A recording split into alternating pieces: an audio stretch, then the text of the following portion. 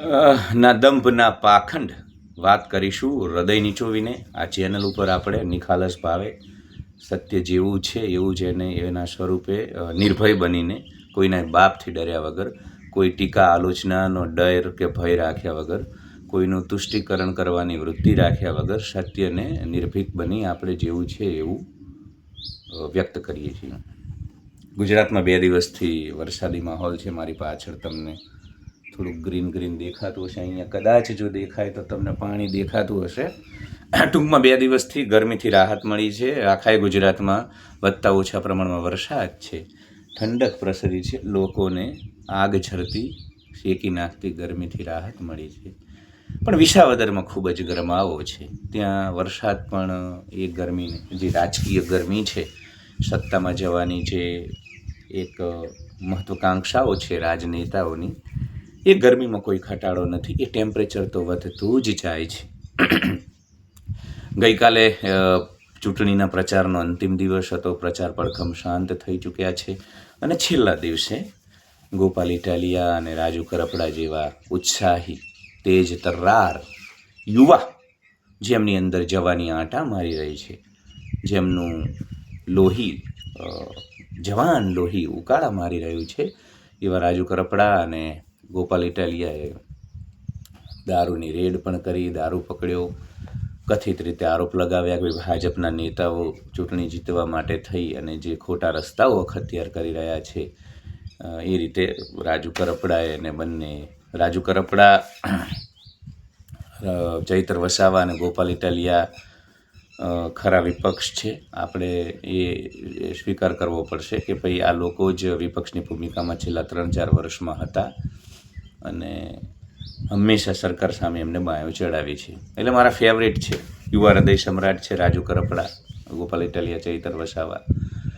રાજુ કરપડા કાઠી દરબાર છે એટલે એક તો કાઠી અને યુવા નેતા તેજ તર્રાર, એટલે એમાં શું ઘટે? સોનામાં સુગંધ ફળ્યા જેવું થાય.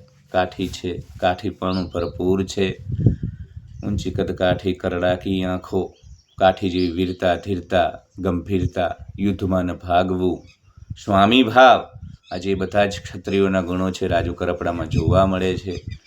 બ્યુરોક્રેસીને, એ ચાહે મામલતદાર હોય કે કલેક્ટર હોય કે ક્યાંય પણ કોઈ અમલદારશાહીના નાદમાં ખેડૂતોને કે રાજ્યના નાગરિકને અન્યાય કરતા હોય તો રાજુ કરપડાએ જે રીતે હંમેશા બાયો ચડાવી, પોલીસ અધિકારીઓને પણ ખખડાવી નાખ્યા જ્યાં જ્યાં એ ખોટા હતા. તો લોકો પડખે ઊભા રહેવાની, ખેડૂતો પડખે ઊભા રહેવાની વાત આવે તો રાજુ કરપડા પણ સિંહ વૃત્તિનો છે. અને એ જ રીતે ગોપાલભાઈ પણ છેલ્લા આપણને ખબર છે કે એ હંમેશા એક્ટિવ રહ્યા. એમના માટે ચૂંટણી પ્રચાર તો ચાલતો જ હતો, કેમ કે એ લોકો હંમેશા પ્રજાના પ્રશ્નોને લઈ અને આ બધાએ સ્વીકાર કરવો પડશે, ભાજપના જે લોકો કે કોંગ્રેસના લોકો સુધી મારો વિડીયો પહોંચે તો પણ સત્ય આ જ છે. તમને પેટમાં તેલ રેડાશે, ગમે નહીં, સ્વાભાવિક છે, મનુષ્ય સ્વભાવ છે કે આપણી વિચારધારાથી વિરુદ્ધની કોઈ વાત આવે તો કીડા મકોડાઓ એ વાતનો સ્વીકાર નથી કરી શકતા. પરંતુ ત્રણે યુવાનો, ચૈતર વસાવા, ગોપાલ ઇટાલિયા, રાજુ કરપડા, મજબૂત વિપક્ષની જેમ ગુજરાતની પડખે ઊભા રહ્યા છે. કોંગ્રેસ તો આપણને ખબર જ છે કે એનું તો રાજકીય ખસીકરણ થઈ ગયું છે અને કેવો વિપક્ષ એ રહ્યો છે. થોડો પવન આવે છે એટલે મેં કદાચ તમને હું વ્યવસ્થિત નહીં દેખાવું, પણ હું કંઈ એવો સુંદર નથી કે મારો ચહેરો જોઈ. મૂળ તો તમારે જે વાત હું કરવાનો છું એ વાત માટેનો આ વિડીયો છે. તો રાજુ કરપડા કાઠી દરબાર છે અને આલેખ કરપડા એ કરપડા છે. એટલે આલેખ કરપડાની વાર્તા ઘણા લોકોને ખબર છે, નહીં હોય તો કહી દઉં કે આલેખ કરપડાએ પોતાના પિતાની આબરૂ સાચવવા માટે, ભેંસોને બચાવવા માટે સરલા ગામના પાથરમાં ધીંગાણું ખેલ્યું હતું અને ઉકા નામના એ એક દુશ્મન જે ભેંસોના ધણને, ભેંસોને લઈને વારીને જતો હતો, એને એક જ ભાલાથી વીંધી નાખ્યો હતો. અને આ તો તમને વિષયાંતર થાય એટલે આ વિડીયોમાં હું એ બીજા કરપડાઓની ગાથા નહીં કહું, કેમ કે આપણે વાત કરવી છે વિસાવદર ચૂંટણીની, આપણે વાત કરવી છે દારૂની રેડ અને આ જે સ્ટિંગ ઓપરેશન ગોપાલભાઈએ કર્યા, એટલે વિષયાંતર ન થાય. પણ તમને થોડોક રેફરન્સ મેં રાજુ કરપડા, કારણ કે રાજુ કરપડા બધાએ કહે છે કે ખૂબ તીખા મરચાં જેવા ભઈને બાહોશ ને, તો એ એટલા માટે છે કે એ કાઠી છે અને એમાંય કરપડા છે. એટલે એ આલેપ કરપડાએ પોતાના પિતાનું વચન રાખવા માટે એક જ ભાલે દુશ્મનને વીંધી નાખ્યો હતો અને એવા અનેક કરપડા યોદ્ધાઓ થયા, અનેક કાઠી યોદ્ધાઓ થયા. જોગીદાસ ખુમાણ પણ જ્યારે એમનું બારવટું પત્યું ભાવનગર દરબાર જોડે એમના દરબારમાં હતા, એની ખુશીમાં નાચગાન થતું હતું, સ્ત્રીઓ નૃત્ય કરતી હતી, સુંદર ગણિકાઓ નૃત્ય કરતી હતી. જોગીદાસ બાપુ માળા ફેરવતા હતા નીચી આંખે, દુશ્મનની આંખો કાઢી લે એવા આપણા પ્રાતસ્મરણીય જોગી બાપુ નીચી આંખે માળા ફેરવતા હતા. અને ભાવનગર દરબારે જ્યારે કહ્યું કે તમારા બારવટા પત્યા એની ખુશીમાં આ બધો જલસો છે અને તમે જોતા નથી, તો વીર જવા મર્દ પ્રાતસ્મરણીય મહાપુરુષ જોગીદાસ બાપુએ કીધું હતું કે ભલે આ ગણિકાઓ હોય, નૃત્ય કરનારી હોય, પણ કોકની તો દીકરીઓ હશે, કોકની તો મા બનશે. તો આ શૌર્ય હતું કાઠી દરબારોનું, ક્ષત્રિયોનું. એટલે રાજુ કરપડા એ કાઠી દરબારમાંથી આવે છે. અને કાઠીઓના ઇતિહાસથી સૌ કોઈ પરિચિત છે. કાઠી સિંહ લગાવે કે ન લગાવે, નામ ભલે રામકુભાઈ હોય, વાલકુભાઈ હોય કે રાજુભાઈ હોય, એમનાથી મોટા કોઈ સિંહ નથી ગુજરાતમાં. 1000 વર્ષનો ઇતિહાસ તપાસી લો, 500 વર્ષના એમના ધીંગાણા તપાસી લો. તો રાજુ કરપડા અને બંને કાલે રેડ પાડી અને પોલીસને ખખડાવ્યા અને PSI કોણ છે ને PIને બોલાવો ને આ બધું કર્યું. બીજું આપણને ખબર છે કે ગોપાલભાઈએ પણ સ્ટિંગ ઓપરેશન કર્યું. એમનો આમ આદમીના પાર્ટીનો કોઈ ભાઈ હતો અને એને કોઈ પૈસા દેવા આવ્યું, 2 લાખ રૂપિયા, ખબર નહીં રકમ શું હતી. અને પછી આક્ષેપ લગાવ્યા અને દિલ ધડક બધું પેલી પ્રાઇવેટ ચેનલવાળા કરે ને જર્નલિઝમમાં, એવું બધું ગોપાલભાઈએ પણ કર્યું. તો મેં પહેલાં કહ્યું કે ભાઈ પણ મને એવું લાગે છે કે ગોપાલ ઇટાલિયાને કે રાજુભાઈને આ કરવાની જરૂર એટલા માટે નથી કે તમે 3, 4, 5 વર્ષથી છેલ્લા જે લોકો પડખે ઊભા રહ્યા, તમે જે હંમેશા અમલદારશાહી સામે બાંયો ચડાવી, ખેડૂતોના પ્રશ્નોએ તમે જાગૃત રહ્યા, લડતા રહ્યા. હવે તમારે ભાઈ જો પરીક્ષાના દિવસે, પરીક્ષાનો એક દિવસ રહે ને એટલે બહુ તમારે મહેનત ન કરવાની હોય, રિલેક્સ થઈ જવાનું હોય. તમે જે વાંચવાનું હતું એ વર્ષ દરમિયાન વાંચી લીધું, તૈયારી કરી લીધી.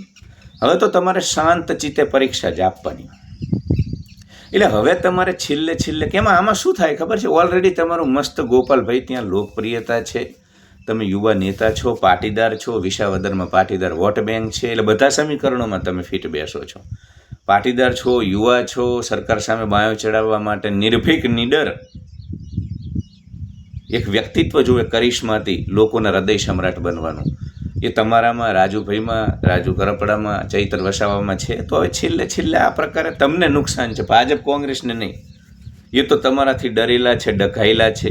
એટલે તો CR પાટીલથી લઈ અને મોટા કેટલા નેતાઓ ત્યાં એમને ઉતારી દીધા. જયેશ રાદડિયાને સ્પેશિયલી જવાબદારી સોંપવામાં આવી. જયેશભાઈ એમના પિતા વિઠ્ઠલભાઈએ એમને કરેલા કાર્યોની દુહાઈ દેતા પાટીદાર સમાજને 18 વર્ણને ત્યાં એ કહી રહ્યા છે કે ભાઈ કિરણભાઈઓ મને પ્રદેશે જવાબદારી આપી છે, આપણે આપણી શાખ ન જાય. તો ગોપાલભાઈ તમે તો ઓલરેડી ચૂંટણી જીતી ગયા છો. કેમ કે રાજનીતિમાં સત્તામાં આવવું, ચૂંટણીઓ જીતવું, આ તો બધું ઔપચારિકતાઓ હોય છે, સત્તા કાયમી નથી. પણ જે રીતે વિસાવદરમાં તમારા લીધે ભાજપને આખીને આખી પોતાની મેઇન સ્ટ્રીમ મુખ્ય ધારાની જે પ્રમુખ નેતાગીરી છે એને જે રીતે વિસાવદરમાં ઉતારવી પડી ને ભાઈ, એ જ તમારી સફળતા છે. 5 વર્ષમાં તમે જે લેશન કર્યું, 5 વર્ષમાં તમે, એટલે હવે છેલ્લે આ પ્રકારે આ થંબનેલ જ હું આ વિડીયોને એવો બનાવવાનો છું કે રંગના છાંટા હોય, કુંડા ભરીને ના હોય. સોયથી પત્તું અહીંયા તલવાર ના લેવાય, બોલવાથી પત્તું અહીંયા તમાચો ના મરાય, તમાચાથી પત્તું અહીંયા તલવાર ના લેવાય, ભાલો ન લેવાય. એટલે તમારે હવે બહુ આ ઉતાવળ કરવાની. અને જો બીજું ગોપાલભાઈ ને રાજુભાઈ, તમે બધાએ અમને પ્રિય છો, we like you, we love you. તમે જીતશો અને તમે જીતો એવું સૌ યુવાનો ઈચ્છી રહ્યા છે જે તમને પ્રેમ કરે છે. લોકશાહીનો પર્વ છે. પણ એક વસ્તુ તમને કહીશ કે હમામ મેં સબ નંગે હે, હમામમાં બધાએ નાગા છે. કેમ કે તમે એવું કહો તો ચૂંટણીઓ તો ભાઈ આમ આદમી પાર્ટી હોય કે કોઈ પણ હોય, આપણે બધાએ ભલે મોટી વાંકના ખુલ્લા ફાડ એવી વાતો કરવી પ્રામાણિકતાની, નિષ્ઠાની. તો આમ આદમી પાર્ટી દિલ્હીમાં તો મુખ્યમંત્રી તમારા પદભ્રષ્ટ થયા ભ્રષ્ટાચારના કારણે. તમારી શીર્ષ રાષ્ટ્રીય કક્ષાની નેતાગીરીમાં કોઈ એવો મોટો નેતા નથી જેના ઉપર ભ્રષ્ટાચારના આરોપ ના હોય, ગોપાલભાઈ. એટલે તમે પણ થોડુંક તમારા પગમાં જે બળે છે, તમારા ગિરિબાનમાં ઝાંખવાની જે વાત છે, એવું તમે થોડુંક તમારા પક્ષ ઉપર પણ જુઓ.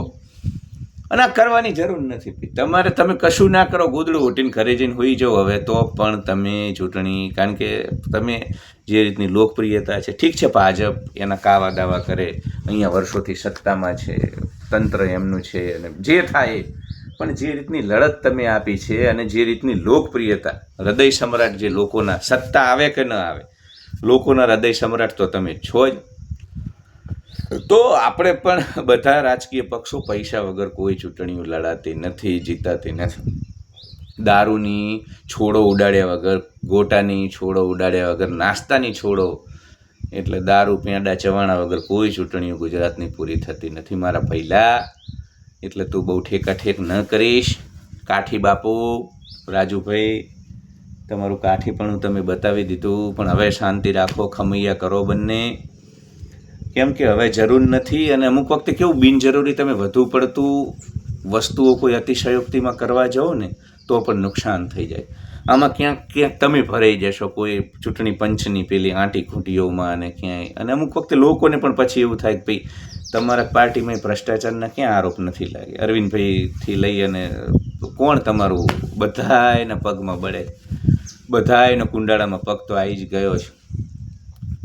એટલે થોડુંક આ બધા સમીકરણોના કારણે તમારે આ બધું કરવાની જરૂર નથી. તમે જે લોકો માટે, રાજુભાઈ હંમેશા છેલ્લા 5 વર્ષમાં હું તો જોતો હતો કે એકેય મામલતદાર કચેરી તમારા વિસ્તારોની એવી નથી જ્યાં જઈને તમે એક મજબૂત વિપક્ષની ભૂમિકા ના ભજવી હોય, લોકોના ખરા અર્થના જમીની નેતાની ભૂમિકા ભજવી ન હોય. તો તમારે કરવાનું હતું એ કરી લીધું અને એના પરિણામ સ્વરૂપ જ તમારી લોકપ્રિયતા ઊભી થઈ છે. સંજોગો તમારા ફેવરમાં છે. અબાલવૃદ્ધ, નાના બાળકોથી લઈ યુવાનોથી લઈ મોટેરા સૌના તમે હૃદય સમ્રાટ છો. લોકો તમને પ્રેમ કરે છે. તો હવે ખોટી ઉતાવળ કરી અને માહોલ બગાડી અને ખોટું વ્યક્તિગત નુકસાન કરવાની જરૂર નથી. હવે શાંતિથી ગોદડું ઉઠીને સૂઈ જાઓ.